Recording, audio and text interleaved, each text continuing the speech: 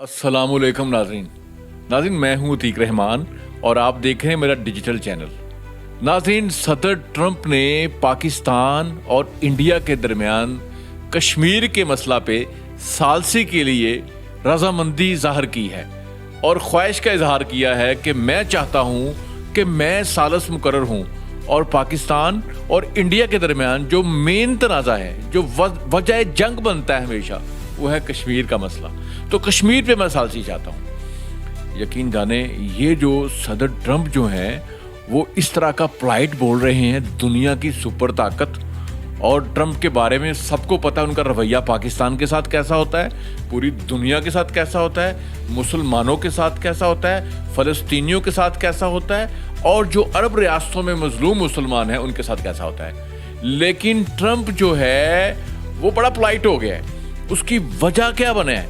वजह ये बनी है कि पाकिस्तानी फौज की ताकत, पाकिस्तानी फौज ने, पाकिस्तानी एयरफोर्स ने जो 10 मई को खड़ाक किया है और उस खड़ाक का जो चर्चा है पूरी दुनिया पे चला है।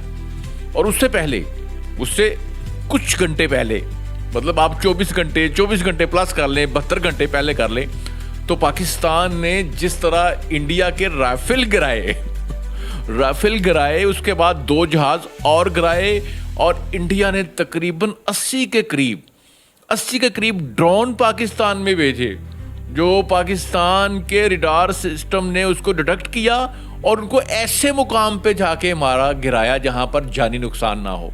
और पाकिस्तानी कौम बड़ी ही हैप्पी कौम है, बड़ी खुश कौम है, बड़ी जिंदा दिल कौम है। स्पेशली पंजाब के लोग, पता है पूरी दुनिया में जहां भी होते हैं वो बड़े जिंदा दिल होते हैं। और वीडियोस देखी गई है, कुछ लोग ड्रोन उठा के कंधे पर रख के तो वो भाग रहे हैं, जा रहे हैं कि हम इसकी स्क्रैप बेचेंगे। ये इसराइली ड्रोन जो है, इसका स्क्रैप हम बेचेंगे। कुछ लोग तो उन ड्रोन को जूते मारते रहे और पता चला है कि कुछ लड़के जो हैं वो एक ड्रोन को 125 पे लेके भाग गए। मतलब इस तरह की स्टोरियां, इस तरह के मीन्स, ये जंगी हालात में इस तरह के वाकयात होते हैं जनाब। लेकिन ये जो सदर ट्रंप हैं, ये जो मेज़ पे आ रहे हैं, इसकी बहुत बड़ी वजह पाकिस्तान की हुकूमत, पाकिस्तान की फ़ौज की आला हिकमत अमली, पाकिस्तान की वजारत खारजा की अच्छी कम्युनिकेशन और जो उन्होंने दूसरे मुल्कों के साथ राब्ते किए हैं। देखिए, इसमें सारे मुल्क थे और पाकिस्तान को ये जो फतह मिली है, यकीन जाने ये फतह जो है ये यादगार है। और 71 की जंग का जो दुख हमारे सीने में था, हमारी इस फौज ने उस दुख को धो दिया। और आप देखें, ये जो इन्होंने हमारा पानी बंद किया था, सिंतास का जो मुआहदा था, अब जो ये जंग बंदी हुई है नाज़रीन, जो अब ये जंग बंदी हुई है, इसकी कुछ शराइत हैं। अब हमने ठंडे होके देखना ये है, हमारी हुकूमत, हमारी एजेंसीज, हमारी फौज और जो सालस मुल्क हैं जिन्होंने ये गारंटी दी है कि ये अब जंग नहीं होगी। अब जो हमारे मुतालबात हैं कि जो सिंतास का मुआहदा है उस पर अमल किया जाए। मतलब जो हमारा पानी, दरिया सिंध का पानी बंद किया गया है और पीछे स्टोर किया जा रहा है इंडिया के अंदर, वो इंडिया स्टोर नहीं करेगा। उसके बाद अगला मसला कश्मीर का मसला है, जो हमेशा लड़ाई की वजह बनता है। और इस मसले को हल करने के लिए जो पूरा प्रेशर आया है वो जनाब, जो पाकिस्तान ने बयानुल मरसूस के नाम से एक जहाद का ऐलान किया, एक जंग का ऐलान किया, मतलब किसी से अप्लाई हुई दीवार। और हमारे मुखालफिन ने अपनी जंग का नाम जो है वो संदूर रखा। और आपको पता है, जब ये इंडियन जो है थोड़े से वो हमारे ऊपर उनका हाथ होता खुदा न खास्ता, तो जो उन्होंने संदूर जो है इसके बड़े गलत मीनिंग ले रहे थे आके। हम तो उस तरह से नहीं ले रहे, हम तो जो भारतीय औरतें हैं उनकी भी इज़्ज़त करते हैं, भारतीय जो बुज़ुर्ग हैं उनकी भी इज़्ज़त करते हैं, भारतीयों की जो इबादत गाहें हैं, जो मंदिर हैं, हमारे लिए तो वो भी काबिल इज़्ज़त हैं, गुरुद्वारे भी काबिल इज़्ज़त हैं, चर्च भी काबिल इज़्ज़त हैं। यही वजह है कि हमारी पाक फौज ने, हमारे एयर फोर्स के शहीनों ने ना ही किसी मस्जिद पे हमला किया है, ना ही किसी मंदिर पे हमला किया है, ना ही किसी गुरुद्वारे पे हमला किया है, किसी चर्च पे हमला किया है, और दुश्मन के उन ठिकानों पे कारी ज़रब लगाई है जहां पर उनकी फौज का, उनके कम्युनिकेशन सिस्टम का, उनके रडार सिस्टम वो पता चला कि हमारे ड्रोन जो हैं वो दिल्ली और गुजरात में ये ऐसे घूम रहे थे जैसे चील कौवे घूमते हैं। मतलब उनका जो रडार सिस्टम है उनको पकड़ नहीं पा रहा था, उनको डिटेक्ट नहीं पा रहा, बिल्कुल डिटेक्ट नहीं कर पा रहा था उसको। मतलब उसको पता ही नहीं था कि पाकिस्तानी ड्रोन जो है वो पूरे इंडिया की रैकी कर रहे हैं, पूरी इंफॉर्मेशन ले रहे हैं। यही वजह है कि जो हमारे पायलट हैं, हमारे जो मिसाइल हैं जो हमने दागे हैं वो सही निशानों पे लगे हैं, डिपुओं पे लगे हैं, एयर बेसों पे लगे हैं, फौजी ठिकानों पे लगे हैं। हमने उनके किसी बिजनेस हब को निशाना नहीं बनाया। जिस तरह उन्होंने हमारे सुंदस में, लाहौर सुंदस वाला जो हमारा बिजनेस हेड है, वहाँ पे एक सनती यूनिट है, वहाँ पे सारे सनतकार उधर हैं, सारी फैक्ट्री उधर हैं, वहाँ पर एक मिसाइल फेंका। लेकिन हमने इस तरह की हरकत नहीं की और बड़ी इज्जत के साथ, बड़ी रिस्पेक्ट के साथ हमने जंग लड़ी है। ये जंग लड़ी है जो बरसों याद रहेगी। इस जंग पे जश्न पाकिस्तान में भी मनाया जा रहा है, इस जंग पे जश्न अफगानिस्तान में मनाया जा रहा है, इस जंग पे जश्न ईरान में मनाया जा रहा है, अरब मुल्कों में, सऊदी अरब में, पूरी दुनिया में मनाया जा रहा है, सारे इस्लामी मुल्कों में मनाया जा रहा है। जो पाकिस्तानी यूके में है, जो अमेरिका में, सब जश्न मना रहे हैं, सब मजे ले रहे हैं, मसाजिद में शुक्राने के नफल पड़े जा रहे हैं। लेकिन जो चाइना ने मजा लिया ना, मेरी बात सुने, ये चाइना ने इतना मजा, मेरे ख्याल में जो उन्होंने इंडिया से जंग लड़ी थी और जीती थी, उस जंग में इतना मजा नहीं लिया होगा जो उन्होंने पाकिस्तान की इस फतह से मजा लिया है। उसकी बड़ी वजह क्या है कि पाकिस्तानियों ने अभी अपने चाइनीज सामान का इस्तेमाल किया। हमारा अपना सामान तो अभी गोदामों में पड़ा हुआ था, गोडाउन में पड़ा हुआ था, वो तो अभी हमने निकाला ही था। अभी तो चाइना का जनाब, जो चाइना का जहाज़ है जनाब, जो पाकिस्तान में भी मैन्युफैक्चर हो रहा है और चाइना में भी हो रहा है। ये मियां नवाज शरीफ की हुकूमत थी और उस वक़्त जनाब ये जो हमारा JF-17 थंडर, ये जहाज़ था जनाब जिसने दुश्मन के परखचे उड़ा दिए हैं। इस जहाज ने ऐसी कारकर्दगी, आमतौर पे कहा जाता है कि यार ये जूता चाइना का ही अच्छा नहीं होता, ये कपड़ा का चाइना का ही अच्छा नहीं होता, लेकिन ये JF-17 थंडर से साबित हो गया है कि चाइना की हर चीज़ बुरी नहीं है। चाइना की, मतलब कुछ लोग कहते हैं ये मोबाइल चाइना का है, फलां चीज़ चाइना की है, लेकिन जो चाइना का JF-17 थंडर है उसने तो अमेरिकन की रातों की नींदें उड़ा दी हैं। फ्रांस के जो राफेल कंपनी बना रही है, ये जहाज़ जो बड़ा महंगा जहाज़ है राफेल, वो कंपनी के शेयर आपको पता है गिर गए हैं। और जो इस पर एक बड़ा दिलचस्प मीम बना है वो आपके साथ मैं शेयर करना चाहता हूँ, उसमें बड़ा मज़ा आएगा जनाब आपको सुनने में। हमारे एक दोस्त एंकर हैं वसीम बादामी, मैं उनका नाम कोट कर देता हूँ, किसी बंदे की बात कर रहे हैं तो हम उसका नाम भी लेना ताकि लोग मज़ा ले सकें जनाब। तो उनका कहना है जो अमेरिका फ़ौरन बीच में आया ना, अमेरिका, मेरा तो ज़ाती ख्याल है कि अमेरिका जो फ़ौरन बीच में इसलिए आया है जंग बंदी के लिए, जो साथी मुल्कों का भी प्रेशर था, ये सऊदी अरब थे, तुर्की था, ईरान था, उसके बाद चाइना भी बीच में शामिल था, फिर कतर थे। ठीक है, उनकी इंडिया में भी इन्वेस्टमेंट है, सब कंट्रीज़ की, पाकिस्तान में भी है, तो जंग होती तो ख़तरनाक है, इससे बढ़ भी जाती जंग और भी हो जाती, एंड पे आपने टेबल पे बैठना था, जंग रुकनी थी। तो जनाब ये बड़ा अच्छा मीन बताया कि चाइना ने जो वसीम बदामी ने बड़ी अच्छी बात की है, मज़ा आया यकीन जानो। मैं आमतौर पे उनका इतना वो उनको देखता नहीं, लेकिन उन्होंने ये बात बड़ी अच्छी की है कि अमेरिका ने फ़ौरन 72 घंटे के अंदर सीज़ फायर इसलिए करवाया। किस लिए करवाया? उन्होंने कहा जी आपने राफेल, पाकिस्तान ने पहले राफेल गिराए और फ्रांस को जलील किया, उसके बाद ड्रोन गिराए और इसराइल को जलील किया, उसके बाद जनाब इसराइल काफ़ी जलील हुआ, उसके बाद S-400 ये जहाज़ गिराए और रशिया को जलील किया। और अमेरिका को डर ये था अगर वो हमारी बनाई हुई कोई प्रोडक्ट, हमारा कोई जहाज़ अगर वो उन्होंने गिरा दिया तो हम बड़े जलील होंगे। इसलिए ट्रंप ने कहा कि भाई ये जंग बंद करो, हम जलील नहीं होना चाहते। और रशिया भी जलील हो गया, इसराइल भी हो गया, ठीक है, और फ्रांस भी जलील हो गया इंडिया की वजह से। असल में मैं अगर ये इंडियन मेरा वीडियो देखेंगे ना, तो ये जो एक बंदा या एक पार्टी गलती करती है ना, उसकी सज़ा पूरे मुल्क को 1.5 करोड़ अवाम को भुगतना पड़ रही है। एक मोदी और मोदी की पार्टी का ये जो दहशतगर्दी का एजेंडा है, दूसरों को नीचा दिखाने का, मज़हब टच लाने का, मज़हब का इस्तेमाल करने का, मुसलमानों को बुरा कहने का, मुसलमानों को दहशतगर्द कहने का, ये जो मोदी का ये है। अब 1.5 अरब लोग हैं यार, और आप चंद लोग हो। मोदी जो है, एक मोदी है, उसके साथ कुछ शैतान है बाकी उसकी पार्टी में। ये चाहते हैं, ये जो मोदी और ये जो शैतान है ना उसके साथ, ये इन्होंने कहा है कि हमने पाकिस्तान को मज़ा सिखाना है, और उनको अंदाज़ा नहीं था हमारी ताकत का, कि हम माशाल्लाह हमने कितना इन्वेस्ट किया हुआ है। हमारे पास F-16 है, और हमारे पास JS थंडर हैं, JS-17 थंडर हमारे पास हैं, और भी बहुत सारे जहाज़ हैं। हमारे पास शाहीन है, गौरी है। आपके पास क्या है? हमारे पास एटम बम है, हम एक एटमी ताकत है। मुझे ये यकीन है कि पाकिस्तान का जो एटम बम है वो असली है, वो जाली नहीं है। पाकिस्तान के पास जो एटम बम है वो असली है, और मुझे अब 100% यकीन हो गया, 100% मुझे यकीन हो गया, जो पाकिस्तान के पास एटम बम है वो असली है, पाएगा है। जब वो चलेगा तो वो बताएगा वो असली है, वो चलेगा। जब वो चलाया जाएगा, जब ऑन किया जाएगा तो असली है।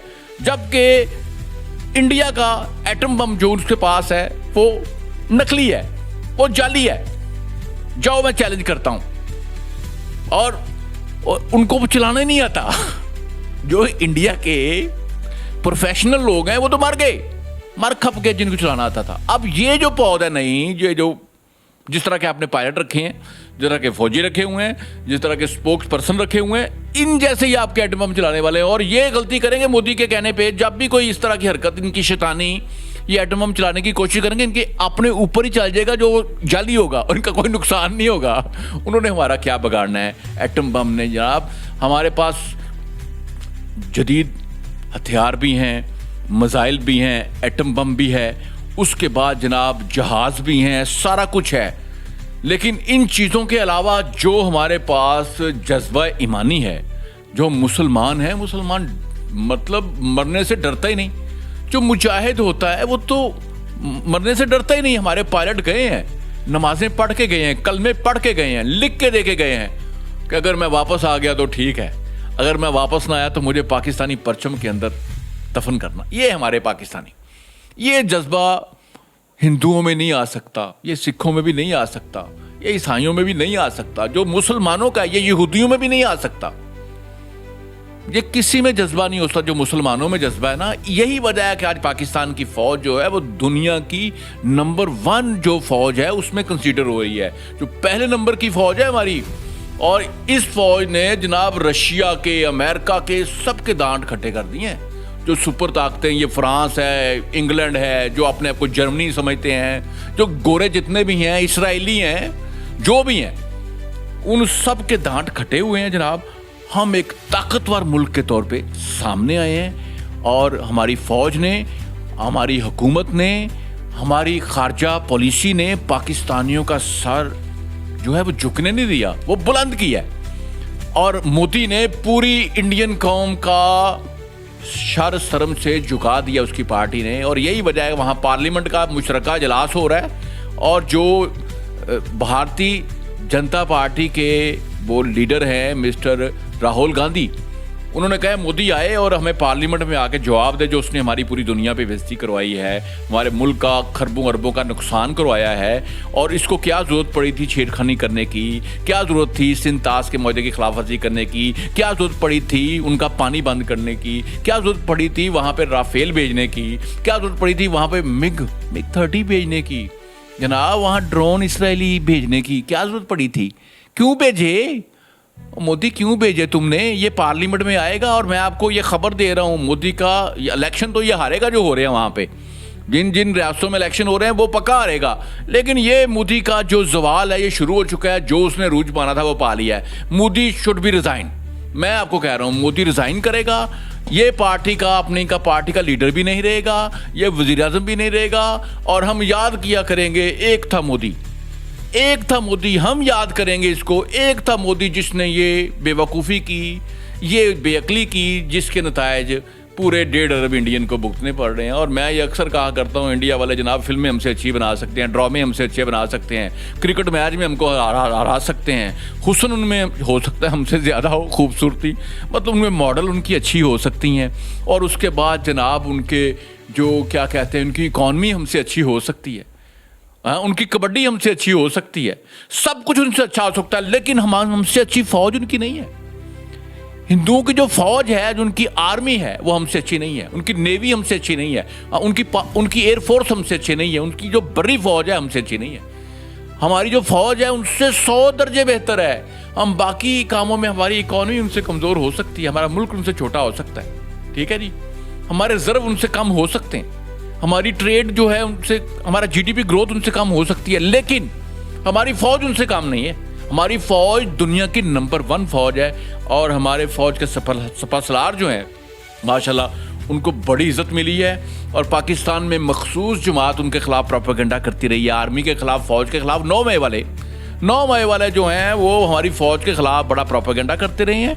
अब भी देखे ना, हाथ ना पहुंचे थू कौड़ी, बंदर का जाने अदरक का स्वाद, ठीक है जी। वो क्या कहते हैं, मुझे बड़ी पंजाबी की कहावतें याद आ रही हैं, कुछ मैं इस तरह की कह नहीं सकता कि वो मेरा चैनल कहीं चैनल बैन ना हो जाए, तो मैं कहना ये चाह रहा हूँ, आप देखें ना इनके बयानात सुने। इन्होंने जो फ़ौज के ख़िलाफ़ कंपेन पहले की हुई थी, और जो अलीमा बाजी हैं जनाब मोहतरम बानी PTI की बहन, उन्होंने कहा था ये सारा टोपी ड्रामा है, ये जो नवाज शरीफ और मोदी है इन्होंने मिलकर ये ड्रामा कर रहे हैं ताकि जो बानी PTI की मकबूलियत है उसको कम करके तो फौज की तरफ कन्वर्ट किया जाए, ताकि ये जंग जो है ये मोकम का है, रंगबाजी है, ये झूठ है, ये हमें ड्रामा है, ये कहा था। अंदाज़ा अभी भी देख लें, अभी भी वो इस तरह की हरकतें हैं। ये इन्होंने ये भी कहा, अलीमा बाजी ने ये भी कहा, जो बड़ा वायरल हुआ, कि देखना मोदी हम पे फायरिंग करवाएगा, हम पे मिसाइल फेंकेगा और हम हाथ पे हाथ रख के बैठे रहेंगे। ओ मैडम, ओ बाजी लीमा, इमरान खान की बहन, ये देखो पाकिस्तान की फ़ौज ने पूरी दुनिया पे पाकिस्तान का सर फ़ख्र से बुलंद किया है, भारत का खरबों का नुकसान करवाया है, मोदी की सियासत दफन कर दी है। मोदी ख़त्म, मोदी ज़ीरो जनाब। मैं ये हाथ ऐसे से कर रहा हूँ, मोदी अब ज़ीरो गया, मोदी गया, खुशखबरी है, मोदी गया। ये मैं लीमा बाजी को बता रहा हूँ। ये देखें, आप बताएं कौन पॉपुलर है, कराएं सर्वे, कहीं से करवा लें सर्वे। खान साहब सोशल मीडिया पे फारग, सर्वे खत्म, सोशल मीडिया पे मकबूलियत खत्म, सारी मकबूलियत जनाब जो हमारी फौज की तरफ चली गई है, जनरल आसिम मुनीर की तरफ चली गई है, हमारे प्राइम मिनिस्टर की तरफ चली गई है, और हमारे वज़ीर ख़ारजा की तरफ चली गई है। मैं कई दफ़ा सोचता हूँ यार, वैसे हमारी नई नस्ल को इन्फॉर्मेशन नहीं है। अगर आप देखें PMLN का दौर देखें, मियाँ नवाज शरीफ का देखें, तो ये जो एटम बम जो है ना, ये क्रेडिट भी मियाँ नवाज शरीफ को जाता है। भुट्टो साहब ने शुरू किया, एडमिन वाक़ा नवाज शरीफ ने किया। एटम बम की वजह से आज वो छतरी है हमारे पास, उसकी वजह से इंडिया हमसे डरता है। फिर JS थंडर नवाज शरीफ लेके आया, और सबसे बढ़ के ये सैयद आसिम मुनीर। आपको पता है जब ये आर्मी चीफ का फैसला होने लगा था, तो जो बाजवा साहब थे पहले आर्मी चीफ, तो ये हमारे प्राइम मिनिस्टर भी और ये जरदारी साहब भी और इमरान खान भी, ये सब मान गए थे बाजवा साहब को एक्सटेंशन देनी है, यही आर्मी चीफ रहेंगे। लेकिन नवाज शरीफ ने ऐन मौके पे सज्जी बका के खबी मार दी थी सज्जी बका के खबी मार दी थी, ये किया। ठीक भी पता नहीं इस तरह की मिसाल है ना, मैं पंजाबी से इतना बोल नहीं पा रहा, ठीक है। क्या किया उन्होंने कहा नहीं जी बाजवा साहब फारग हैं, ये हमारे आर्मी चीफ हैं, रिटायरमेंट में कुछ दिन रह गए थे। बड़ी कोशिश की इमरान खान ने, बड़े एहतजाज किए, इसको आर्मी चीफ नहीं लगने देना। तो माशाल्लाह जो हकीम ठीक होता है दवाई भी वही ठीक देता है। हकीम अगर गलत हो ना, वो दवाई ठीक नहीं देता। अच्छा हकीम अच्छी दवाई देता है। नवाज शरीफ ठीक है तो पाकिस्तान के लिए फैसले किए ना, आसिम मुनीर हमको दिया, JS थंडर हमको दिए, एटमी ताकत हमको बनाया, पाकिस्तान शाहीन गौरी जितने मिसाइल हैं ये सारे उनके दौर में बने। और अब सुना, मैं आखिर पे ये बात करने लगा हूँ जनाब। अब जो अमेरिकन है 5th जनरेशन का F-35 ये त्यारा है इस वक्त दुनिया का सबसे जो कॉम्पिटेंट त्यारा है, जिसमें सब ज़रा सिस्टम है, बड़ा अच्छा त्यारा है। वो कौन सा है? American F-35 5th generation. लेकिन पता ये चला है कि चाइना ने 6th जनरेशन का जहाज भी बना लिया। चाइना ने 6 का भी बना लिया, 6th जनरेशन का। और जो राइफल है ये 4.5 जनरेशन है, 4.5 जनरेशन है। जो राफेल फ्रांस का है ये 4.5 जनरेशन है। और जो जनाब ये वाला अमेरिकन टॉपर है, सबसे अच्छा जहाज जो है वो कौन सा है? F-35 5th generation. और अब चाइना ने जनाब 6th जनरेशन का भी जहाज जो है वो बना लिया है और वो पाकिस्तान के तावन से उसकी फैक्ट्री भी पाकिस्तान में लग रही है और वो भी इंशाल्लाह हमारे पायलट चेक करेंगे। कोई पता नहीं वो भी हमारे ये बुज़दिल दुश्मन पे चेक करना पड़े। और वो बड़ा लेटेस्ट जहाज़ होगा, JS-17 थंडर से भी लेटेस्ट 6th जनरेशन का। और ये साबित हो गया कि चाइना की हर चीज़ बुरी नहीं होती, लेकिन जो जज्बा ईमानी हो, जब बंदा मुसलमान हो और वो अल्लाह को मानता हो, तो वो ये जो ऑपरेशन संदूर है इसको कुछ नहीं समझता। वो शीशा पलाई हुई दीवार बन जाता है। और पाक फ़ौज ने, पाकिस्तान की हुकूमत ने पाकिस्तानियों का सर पूरी दुनिया पे बुलंद कर दिया है और पूरे पाकिस्तानी जो है पूरी दुनिया के ऊपर बड़े खुश हैं। हर तरफ जश्न का समय है और दूसरी तरफ शोक का समय है। अल्लाह बुरे वक्त से बचाए। और ये जो मोदी है इसका अंजाम बिल्कुल नज़दीक, आप देखेंगे कीड़े पड़ेंगे इंशाल्लाह, आप देखिएगा कीड़े पड़ेंगे। नाजरीन, ये कीड़े पड़ेंगे दुश्मनों को, मोदी को याद रखें। एक तो जलील हो रहे हैं ये, इनको कीड़े भी पड़ेंगे। इनके जितने सोशल मीडिया एक्टिविटीज़ हैं जिन्होंने उन पर झूठे इल्ज़ामात लगाए, इनके भी कीड़े पड़ेंगे। देखें, अल्लाह देख रहे हैं ना, जिन्होंने हमारे खिलाफ कंपेन की और हम सुरखरू हुए हैं क्योंकि हमने सच्चाई के साथ, अच्छी नीयत के साथ बर्दाश्त किया है, उनके ज़ख्मों को बर्दाश्त किया है। पहले एक वार किया हमने बर्दाश्त किया है, दूसरा किया हमने बर्दाश्त किया है, तीसरा किया हमने बर्दाश्त किया है, फिर हमने अब उनको बताया है कि पाकिस्तानी कौन होता है, पाकिस्तानी फ़ौज क्या है, पाकिस्तान के जो ये जसूर गयूर है ये कौन है। ये ऐसे मौके पे इकबाल ने कहा था कि जुआ हो अगर मेरी कौम के जसूर गयूर, तो कलंदरी मेरी कुछ कम सिकंदरी से नहीं। नाज़रीन, मेरे वीडियो को शेयर ज़रूर कीजिएगा। पाकिस्तान जिंदाबाद, पाक फ़ौज जिंदाबाद।